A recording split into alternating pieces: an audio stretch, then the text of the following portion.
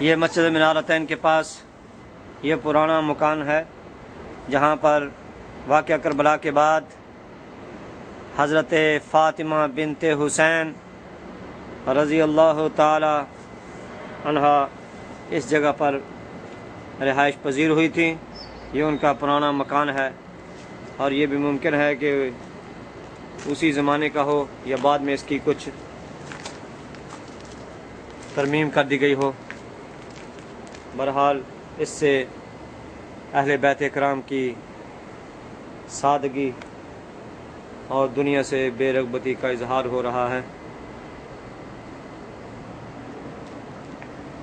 کہ اللہ تعالیٰ نے ان کو اتنی شانیں دی تھیں، اس کے باوجود انہوں نے دنیا کو اختیار نہیں کیا، اپنے نانا جان رسول پاک صلی اللہ علیہ وسلم کی سنت پر عمل کرتے ہوئے سادگی کو اپنایا ہے، اور جو کچھ ان کے پاس آتا تھا سب کچھ اللہ کے راستے میں قربان کر دیتے تھے، دوسروں کو کھلا دیتے تھے۔ سبحان اللہ۔ بھوکے رہتے تھے خود اوروں کو کھلا دیتے تھے، بھوکے رہتے تھے خود اوروں کو کھلا دیتے تھے، کتنے صابر تھے محمد کے گھرانے والے۔ اللہ نے ان کی شان میں قرآن کی آیتیں نازل کی ہیں۔ سبحان اللہ۔ وَيُطْعِمُونَ الطَّعَامَ عَلَى حُبِّهِ مِسْكِينًا وَيَتِيمًا وَأَسِيرًا۔ سبحان اللہ۔ وہ اللہ کی محبت میں مسکینوں کو، یتیموں کو اور قیدیوں کو کھلاتے ہیں اور کہتے ہیں انما نطعمکم لوجہ اللہ لا نرید منکم جزاء ولا شکورا، کہ ہم تمہیں اللہ کے لیے کھلاتے ہیں اور ہم تم سے اس کی جزا اور شکر طلب نہیں کرتے۔ یہ کنواں ہے جہاں سے اہل بیت کرام پانی لیا کرتے تھے، یہ ہو سکتا ہے اسی حالت میں ہو۔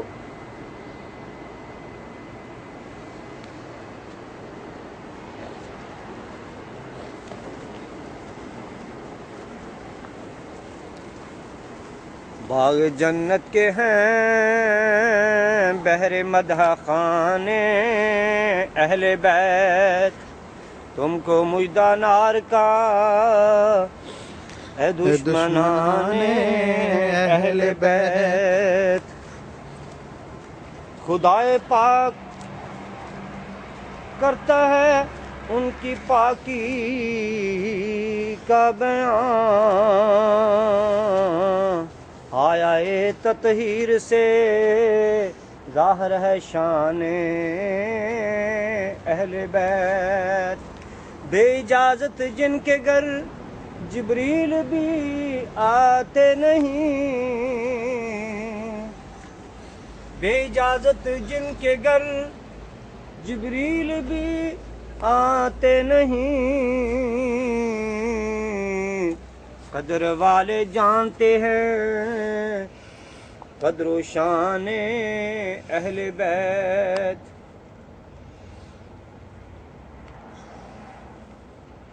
گستاخ اور بے ادب فرقے کو سنا دو اے حسن، یوں کہا کرتے ہیں سنی داستان اہل بیت۔ سبحان اللہ۔ اہل بیت پاک سے گستاخیاں بے باکیاں، لعنت اللہ علیکم دشمنان اہل بیت، لعنت اللہ علیکم دشمنان اہل بیت۔ تیری نسل پاک میں ہے بچہ بچہ نور کا، تو ہے عین نور تیرا سب گھرانہ نور کا۔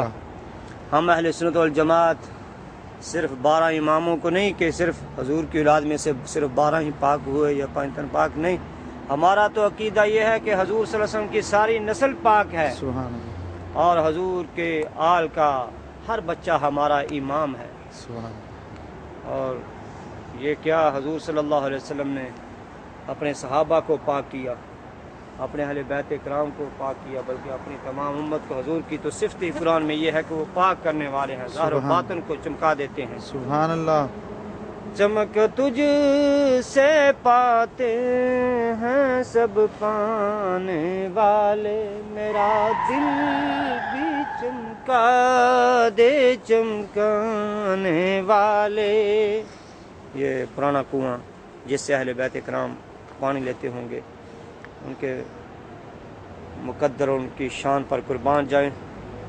کتنی سادگی تھی، ان کو دیکھ کر اللہ کی یاد آتی ہے، انسان کے دل میں خوف خدا پیدا ہوتا ہے سبحان کہ یہ دونوں جہاں کے بادشاہ تھے، پھر بھی انہوں نے کس سادگی میں زندگی بسر کی۔ اللہ تعالیٰ ہے بیت کرام سے محبت اور ان کے طریقے کو اپنانے کی توفیق عطا فرمائے، آمین بجاہ نبی۔ اور ہمارا خاتمہ اہل بیت کرام کی محبت میں ہو۔